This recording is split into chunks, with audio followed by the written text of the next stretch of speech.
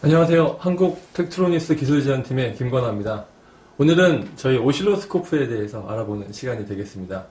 지금 보시는 DPO 2000 시리즈에 대한 자세한 강좌가 될 거고요. 이 스코프는 여러분들이 많이 사용하시는 회로 또는 소자의 정기적 신호를 사람이 볼 수 있도록 눈으로 표시해주는 장치라고 할 수 있습니다. 먼저 외관상으로 보시게 되면 우측에 디스플레이 패널이 있으시고요. 이 패널을 통해서 파형을 직접 볼 수가 있으십니다. 하단부와 좌측부에 보시게 되면 많은 키와 납들이 존재를 하고 있고요. 이 부분을 통해서 사용자가 좀 더 편리하게 측정을 할 수 있고 많은 기능들을 구현을 해 놓았습니다. 일단 아래쪽에 있는 유틸리티 버튼을 보도록 하겠습니다. 자세히 보시면 세이브 버튼과 메뉴 버튼 그리고 유틸리티 버튼과 디폴트 셋업 버튼이 있으시고요. 저 버튼들을 통해 사용자들이 좀 더 편하게 사용을 할 수 있습니다. 세이브 버튼은 화면에 있는 파형의 모양을 스크린 캡처 형태로 저장하는 버튼이시고요. 또는 화면에 있는 웨이브폼을 로우 데이터 형태인 CSV 또는 WFM 파일 포맷 형태로 저장하는 버튼입니다. 세이브 버튼을 구현하기 위해서는 추가적인 외부 메모리가 필요하시고요.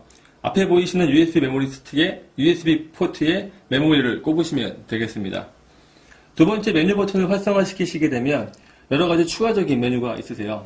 보시는 바와 같이 처음에 있는 스코프에 대한 세이브에 대한 명령어들, 오른쪽으로 오시게 되면 밖에 있는 버튼들에 대한 셋업이 있습니다. 마지막으로 옆에 있는 유틸리티 메뉴 버튼이 있으시고요. 이 메뉴를 활성화시키시게 되면 보시는 바와 같이 스코프에 기능 외적인 추가 컨피규레이션들이 들어있다고 볼 수 있습니다. 컨피규레이션 부분에서 스코프에 대한 밝기라든지 뒤쪽에 있는 디스플레이의 백라이트의 밝기를 조정할 수가 있으시고요. 아래쪽 부분에 보시게 되면 IO 포트 조정을 통해서 외부에 있는 PC가 스코프를 컨트롤할 때 어떤 포트를 이용할 수 있는지 그런 부분의 셋업이 가능하십니다. 이런 기능 외적인 추가 옵션이 유틸리티 버튼에 있다고 볼 수 있으시고요. 가장 많이 쓰시는 디폴트 셋업 버튼이 있으십니다. 디폴트 셋업 버튼은 사용자가 공장 초기화 상태로 스코프를 되돌릴 때 사용되는 버튼으로 많은 기능과 많은 옵션들이 올라와 있을 때 처음으로 장비를 돌릴 때 사용할 수가 있으십니다. 디폴트 셋업을 누르시게 되면 보시는 바와 같이 장비가 공장 초기화로 돌아가게 되어 있고요. 우측 하단에 보시게 되면 다시 재실행을 할 건지 또는 그냥 이 셋업을 유지할 건지 버튼을 눌러서 확인을 할 수가 있으십니다. 다음으로 보시게 되면 왼쪽에 있는 기능 버튼들이 있으세요.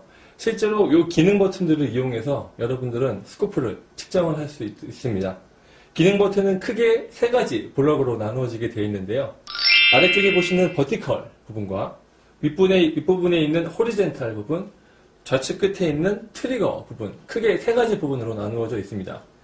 버티컬과 호리젠탈 트리거 유닛들은 스코프의 근간을 이루는 기본적인 구조라고 할 수 있습니다. 그럼 먼저 버티컬 부분에 대해서 보시도록 하겠습니다. 버티컬 부분은 파형이 들어올 때 스코프에서 보이는 수직축에 관련된 메뉴라고 볼 수가 있으세요. 지금 보시는 바와 같이 측정되고 있는 파형이 화면 바깥쪽으로 앰플리튜드가 넘어가고 있습니다. 이런 경우에 버티컬 쪽에 있는 스케일 납을 돌리시게 되면 파형의 크기를 조정할 수가 있으세요. 이런 식으로 파형의 크기를 조정해서 화면 안쪽으로 파형을 집어넣으면 되겠습니다. 위쪽에 보시게 되면 포지션 납이 있으세요. 이 납을 통해서 파형이 화면에 위치하고 있는 자리를 조정할 수가 있으십니다. 납을 조정하여 파형을 적당한 위치로 조정을 하시고 파형의 크기를 조정해서 파형의 정확도를 좀 더 정밀하게 볼 수 있으십니다. 버티컬 쪽에 있는 메뉴는 눈에 보이는 채널 버튼을 누름으로 인해서 활성화될 수 있습니다.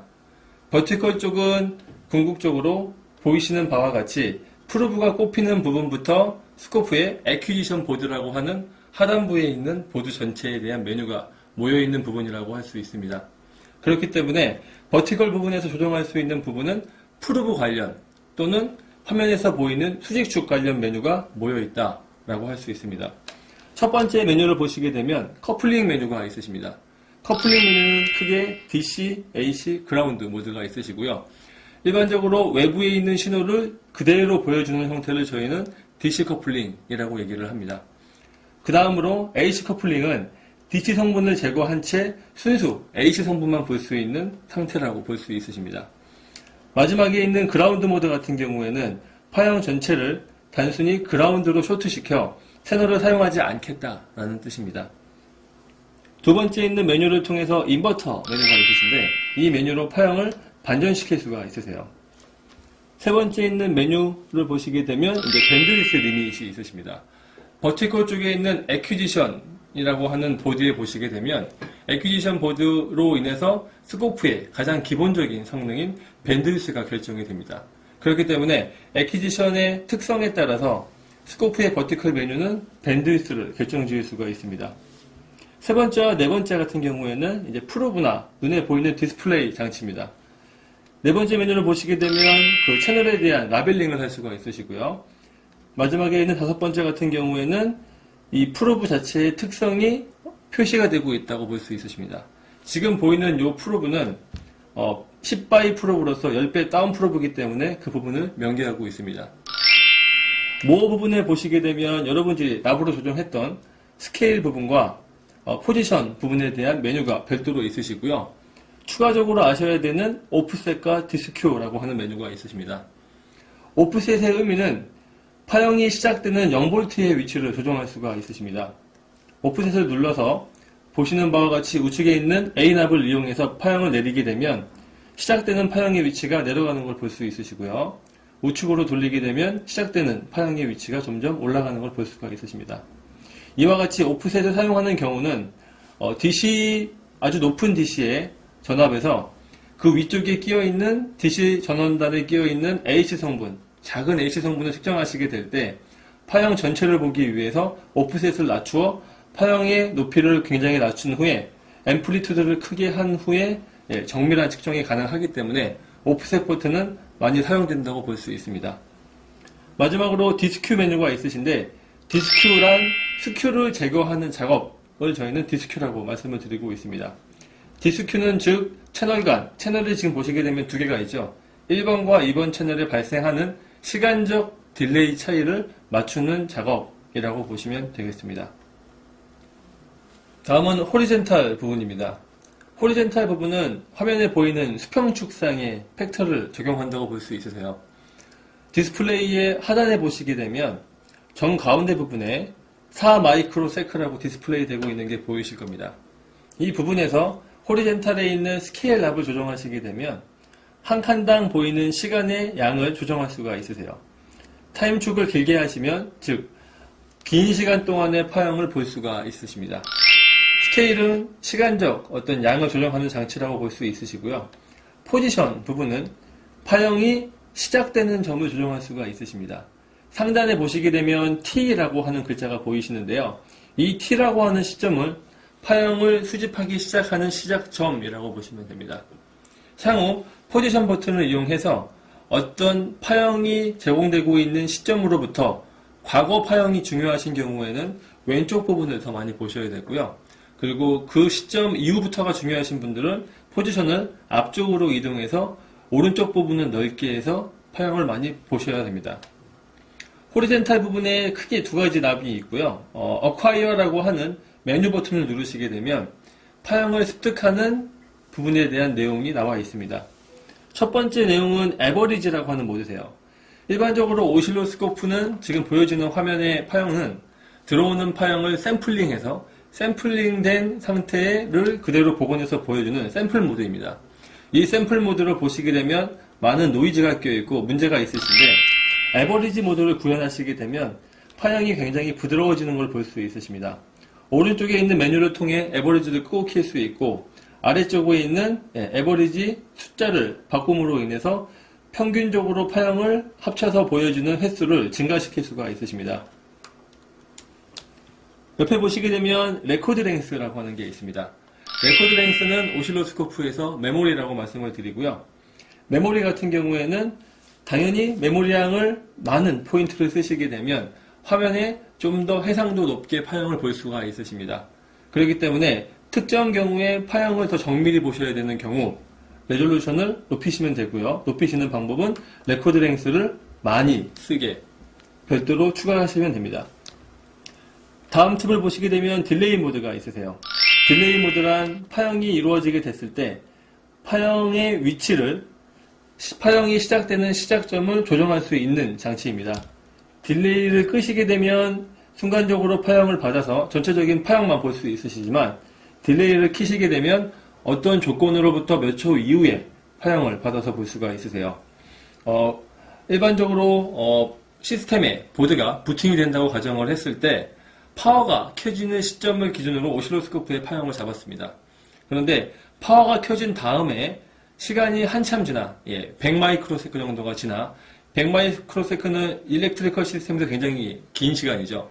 100마이크로세컨 이후에 10피코 정도의 시퀀스를 재야 될 때 굉장히 작은 부분을 재야 되기 때문에 오실로스코프는 그 전체 파형을 잴 수가 없으세요. 100마이크로세컨을 잡으면 10피코를 잴 수가 없고요. 10피코를 잡으면 100마이크로세컨가 화면에 들어갈 수가 없습니다.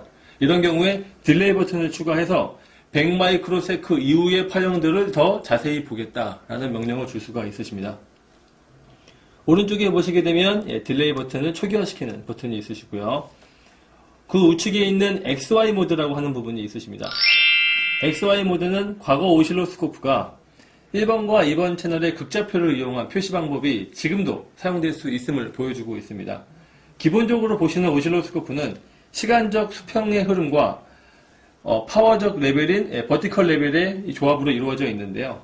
XY 모드를 구현하시게 되면 1번과 2번 채널에서 들어오는 앰플리튜드만으로 플랫을 찍어서 파형을 볼 수가 있으십니다. 일반적으로 XY 모드는 파워를 설계하시는 분들이 SOA 커브라고 하는 커런트와 볼테이지 간의 그래프를 보실 때 많이 사용을 하십니다. 그 다음으로 웨이브폼 디스플레이 모드가 있으세요. 웨이브폼 디스플레이 모드를 통해서 화면에 있는 파형의 누적 정도를 조정할 수가 있으십니다.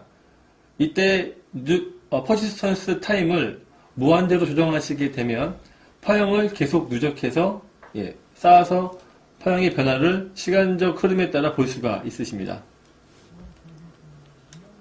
마지막으로 액퀴지션 디테일인데요.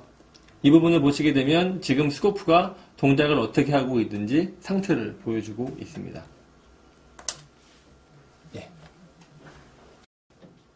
트리거 메뉴를 보도록 하겠습니다.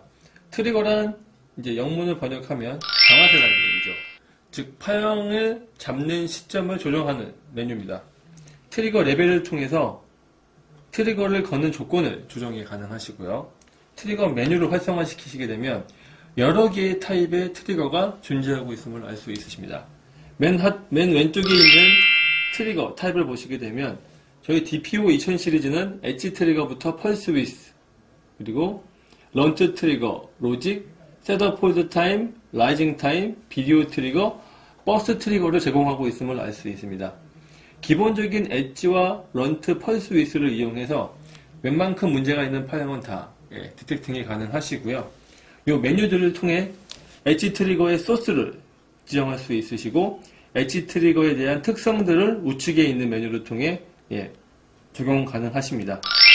가운데 있는 커플링이라고 하는 부분은 무엇이냐 하면 트리거 시키는 트리거 시점의 신호에 노이즈가 낄 수 있기 때문에 그런 노이즈를 하이패스 필터 또는 로우 패스 필터를 이용하여 제거를 할 수가 있으십니다. 마지막으로 트리거 모드가 있으신데요. 트리거 모드는 크게 오토 모드와 노멀 모드가 있으십니다. 오토 모드란 트리거가 잡히는 시점에 파형을 보여주고 어느 일정 시간 동안 트리거가 들어오지 않으면 스코프가 스스로 파형을 리프레시 해주는 기능이 있으시고요. 아래쪽에 있는 노멀 모드는 트리거가 발생한 시점부터 그 다음 트리거가 발생하기 전까지 파형을 그 트리거 걸린 이전 시점의 파형을 유지시키는 기능이라고 볼 수 있습니다. 마지막으로 있는 홀드 오프 타임이 있으세요. 홀드 오프 타임은 트리거가 걸리고 그 다음 트리거가 걸리는 시점까지의 유지하는 시간이라고 보시면 되고요. 예를 들어 트리거 홀드 오프 타임이 20 나노세크다 라는 얘기는 첫 번째 트리거가 걸린 시점 이후부터 20 나노세크까지는 트리거가 발생을 해도 화면에서 트리거를 발생시키지 않겠다라는 뜻입니다. 마지막으로 추가 기능들에 대한 설명을 드리겠습니다. 추가 기능 중에 가장 많이 사용하시는 커서 기능이 있으세요. 커서는 크게 두 가지 모드가 있으십니다. 버티컬에 대한 커서와 호리젠탈에 대한 커서가 있으십니다. 물론 버티컬 커서 같은 경우에는 시간 축상의 측정이 가능하시고 호리젠탈에 대한 커서는 버티컬 쪽에 있는 앰플리튜드 또는 파워 레벨을 측정이 가능하십니다. 커서를 이용해서 우측 상단에 보이는 수치를 통해 첫 번째 커서의 위치와 아래쪽에 있는 두 번째 커서의 위치를 알 수가 있으시고 두 커서 간의 차이를 델타 부분에서 볼 수가 있으십니다. 정밀히 움직이기 위해서는 Fine이라고 하는 버튼을 활성화시키시게 되면 커서가 더욱 정밀히 움직일 수 있는 것을 알 수 있습니다. 다음으로 메저먼트 버튼이 있으세요. 메저라고 하는 버튼을 누르시게 되면 정량화된 수치로 측정된 값들을 보여줄 수 있습니다. 애드 메저먼트에 가시게 되면 측정할 수 있는 부분은 호리젠탈에 있는 팩터인 타임에 관련된 수치가 있으시고요. 버티컬 쪽에 관련된 앰플리튜드 관련 수치가 있으십니다. 지금은 기본적으로 프리퀀시 부분을 추가 한번 해보고요. 그리고 앰플리튜드에서 기본적으로 많이 보시는 픽투픽 레벨을 추가를 해서 1번 채널에 어떻게 측정이 되고 있는지를 확인해 보겠습니다. 지금 보시게 되면 화면 우측 하단에 프리퀀시는 967Hz 정도가 나오고 있고요. 볼테이지 픽투픽은 5.1V가 나오는 것을 확인할 수 있습니다. 마지막으로 웨이브 인스펙터 기능에 대해서 설명을 드리도록 하겠습니다. 웨이브 인스펙터라고 하는 기능은 이미 수집된 파형 중에 자신이 보고자 하는 조건이 걸린 파형들이 있는지 확인하는 기능입니다. 즉 웨이브 인스펙터는 파형에 원하는 조건을 마킹을 하고 그 부분을 찾는 서치 기능, 즉 서치 앤 마커 기능이 들어있는 옵션이라고 보시면 되고요. 웨이브 인스펙터를 활성화시키기 위해서는 서치 버튼을 누르시면 하단의 메뉴가 활성화되는 것을 볼 수 있습니다. 하단 메뉴의 서치 부분을 활성화시키시게 되고 이쪽에 보이시는 조건을 걸 수가 있으세요. 지금 보시게 되면 여러 개의 파형이 잡혀 있으신데 제가 이 파형 중에 상승 엣지 트리거에 걸려있는 조건을 잡아보도록 하겠습니다. 일단 조건을 엣지 트리거로 하시게 되고요.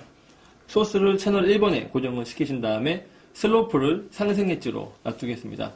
스레숄드 레벨을 높여 조건을 만족시키는 부분을 입력하시게 되면 상단 부분에 세모 모양의 화살 표시가 생기는 걸 알 수가 있습니다. 이때 보시는 이 세모 모양의 화살 표시가 바로 제가 입력한 서치 부분에 입력한 조건에 맞는 부분들의 파형 위치라고 할 수 있습니다. 보시는 바와 같이 화면에 지금 총 한 10개 정도의 마커 표시가 됐고요. 아래쪽에 있는 버튼들을 통해서 마커의 위치를 옮겨가며 파형을 직접 볼 수가 있으십니다. 인스펙터 주요 넙 바로 왼쪽 하단에 보시게 되면 플레이 버튼이 있으신데요. 플레이 버튼을 누르시게 되면 동영상 같이 파형을 흘러가며 서치와 마커를 진행할 수가 있으십니다.